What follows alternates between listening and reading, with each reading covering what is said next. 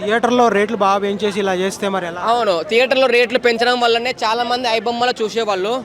కానీ ఒకవేళ సినిమా టికెట్లు తగ్గిస్తే ఐబొమ్మ బ్యాండ్ చేసినందుకు మాకు ప్రాబ్లం లేదు. హ్యాపీగా మేము దానికి ఒప్పుకుంటాం. ఇప్పుడు ఈయన బ్యాండ్ చేస్తే అలాంటివి ఇంకా వందలు కొట్టుకొస్తాయి. మాకు ఫ్రీగా వస్తుందంటే ఎవరైనా పిల్లలనే అవుతారు. ఫ్రీగా వచ్చిందనే పిల్లలు కూడా అవుతాం కాబట్టి మాకు ఫ్రీగా వస్తుంది కాబట్టి థియేటర్కి ఎందుకు చూడాలండి? ఇంట్లో కూర్చొని మంచిగా చికెన్ తెచ్చుకొని వండుకొని తినుకొని సినిమా వస్తే అయిపోద్ది కదా. ఫ్యామిలీ తోటి థియేటర్ కోసం 1000, 2000, 3000 అయిపోతున్నాయి. సామాన్యులు పెట్టలేరు కదా. ఇప్పుడు ఆల్రెడీ ఐబొమ్మ బ్యాండ్ అయిపోయిన తర్వాత మళ్ళీ ఇంకోటి రాదా? వస్తుంది కదా. అలాంటివి వస్తూనే ఉంటాయి, పోతూనే ఉంటాయి. కానీ ఐబొమ్మ రవి లాంటి రాడు. ఇంకా సొల్యూషన్స్ అంటే కామన్ అండి.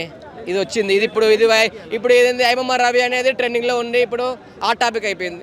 కొంచెం అది అయిపోతుంది, తర్వాత ఇంకోటి వస్తాడు, వాడైపోతాడు.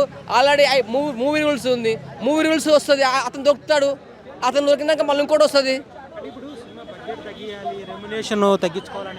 రెమ్యునేషన్ తగ్గించాలి. ఫస్ట్ ఆఫ్ ఆల్ టికెట్లలో థియేటర్కి వచ్చి రేట్లు మాత్రం తగ్గించాలి. ఒక్క వాటర్ బాటిల్ 60 రూపాయలు, పాప్కార్న్ కొంటే 300 రూపాయలా? ఏందైనా రేట్లు బాబోయ్. ఒక సమోసా 90 రూపాయల.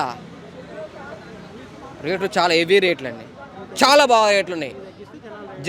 రేట్లు తగ్గించండి. బయట కంటే ఒక 10 రూపాయలు ఎక్కువ తీసుకోండి, ప్రాబ్లం లేదు. డబల్ త్రిబుల్ తీసుకుంటే ఏంటి? వాటర్ బాటిల్ 20 రూపాయలు, 60 రూపాయలు త్రిబుల్.